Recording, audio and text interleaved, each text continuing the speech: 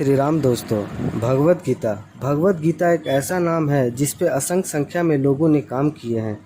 ऐसा क्या है इस भगवत गीता में जो समय के साथ और आकर्षित होती जा रही है? एक साधारण भाषा में कहा जाए तो भगवत गीता उत्तर है दुनिया के सभी प्रश्नों का। हमारे जीवन से जुड़ा ऐसा कोई प्रश्न नहीं जिसका उत्तर भगवत गीता में नहीं। दुनिया के हर धर्म संकट का उत्तर है भगवत गीता। भगवत गीता में 18 अध्याय हैं। आइए इनके बारे में जानते हैं। गीता के हर अध्याय में सबसे पहले तो आप अपने आप को अर्जुन समझिए। इससे यह होगा कि आपके सारे प्रश्नों का उत्तर स्वयं वासुदेव देते नजर आएंगे। श्री कृष्ण को आप केवल अर्जुन का साथ मत समझिए, उन्हें आप अपने जीवन का साथ समझिए।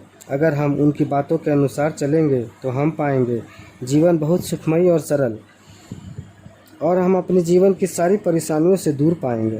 तो चलते हैं एक खूबसूरत सफ़र की ओर, लेकिन उससे पहले प्लीज़ आप मेरे चैनल को सब्सक्राइब ज़रूर कर दें। अध्याय 1, अर्जुन विषाद योग। यहाँ शुरुआत होती है धृतराष्ट्र के प्रश्नों से। वो जानना चाहते हैं महाभारत युद्ध में उनके पुत्र और पांडवों के पुत्र क्या कर रहे हैं। धृतराष्ट्र उवाच धर्मक्षेत्रे कुरुक्षेत्रे समवेता युयुत्सवा मामकाम पांडवश्च किम कुर्वतः संजय। धृतराष्ट्र संजय से पूछते हैं धर्म क्षेत्र कुरुक्षेत्र में मेरे पुत्र और पांडवों की सेना क्या कर रही है। धृतराष्ट्र अंधे थे, वो देख नहीं सकते थे, वो केवल सुन और समझ सकते थे। धृतराष्ट्र जानते थे वो धर्म के साथ नहीं है, क्योंकि धर्म तो वहाँ होती है जहाँ कृष्ण होते हैं। अपने पुत्र की मोह में आकर उन्होंने शांति की जगह युद्ध को चुना था। दोस्तों, जिस प्रकार हम कुछ गलत करते हैं तो हमें भय होता है कि इसका परिणाम गलत होगा, ठीक उसी प्रकार धृतराष्ट्र को यही चिंता थी। संजय उवाच दृष्ट्वा तु पांडवानिकं व्योध्यं दुर्योधनस्तदा आचार्य मुख सगम्य राजा वचनम ब्रवीत। संजय धृतराष्ट्र के प्रश्नों का उत्तर देते हुए कहते हैं, हे राजन, दुर्योधन पांडवों की सेना की ओर देख रही है और आचार्य के पास जाकर कहते हैं। संजय को दिव्य दृष्टि प्राप्त थी, वो दूर रहकर भी युद्ध को देख और समझ सकते थे। पश्चाताम पांडवा पुत्रान आचार्य महितम चमूम व्योधाम द्रुपद पुत्रेण तब शिष्येन धीमता। हे आचार्य, द्रुपद पुत्र दृष्टव्योम आपके ही बुद्धिमान शिष्य हैं।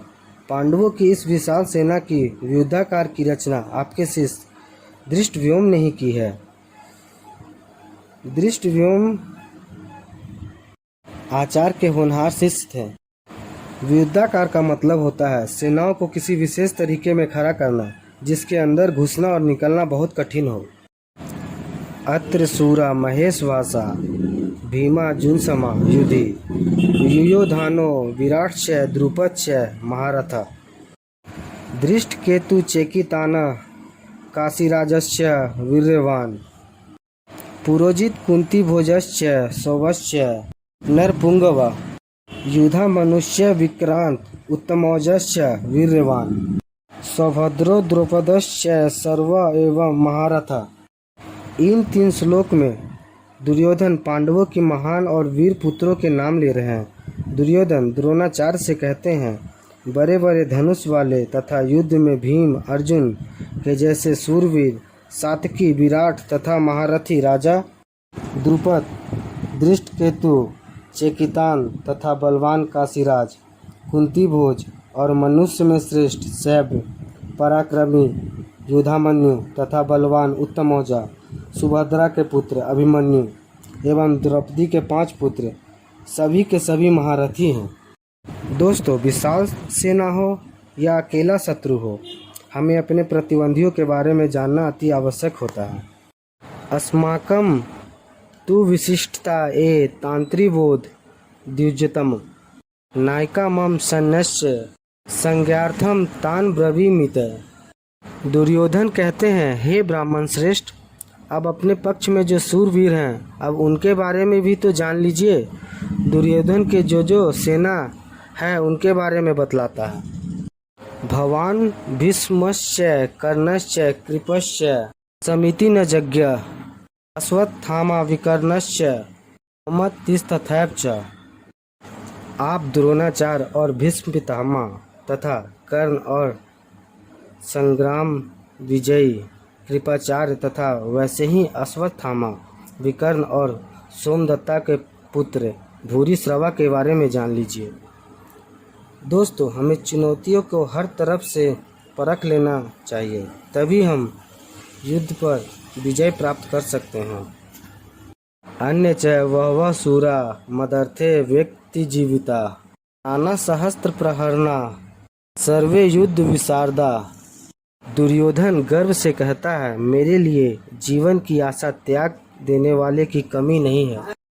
यह शूरवीर अनेक प्रकार से शस्त्रों से सुसज्जित हैं और सब के सब युद्ध के लिए चतुर। दुर्योधन के एक इशारे पर उनकी सेना मरने लड़ने को तैयार है। अपर्याप्तम तदस्माकं बलम भीष्माभिरचितम पर्याप्तम तिब्द में तेषां बलम भीष्माभिरचितम। दुर्योधन आगे कहते हैं, भीष्म पितामह द्वारा रक्षित हमारी सेना सब प्रकार से अजय है। वो कहते हैं वह पांडवों की सेनाओं को आसानी से जीत सकते हैं। यहाँ वह घमंड दिखा रहे हैं जो युद्ध हारने के कारण हो सकते हैं। अनेषु च सर्वेषु यथाभाग मवस्थिता भीष्मेवाभिर्वन्तु भवता भीष्मेवाभिर्छन्तु भवता सर्वे एव ही।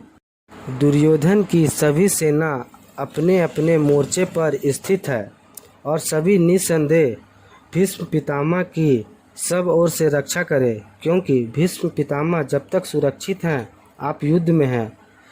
भीष्म पितामह को कुछ हो जाता है तो आपके युद्ध हारने की आशंका है।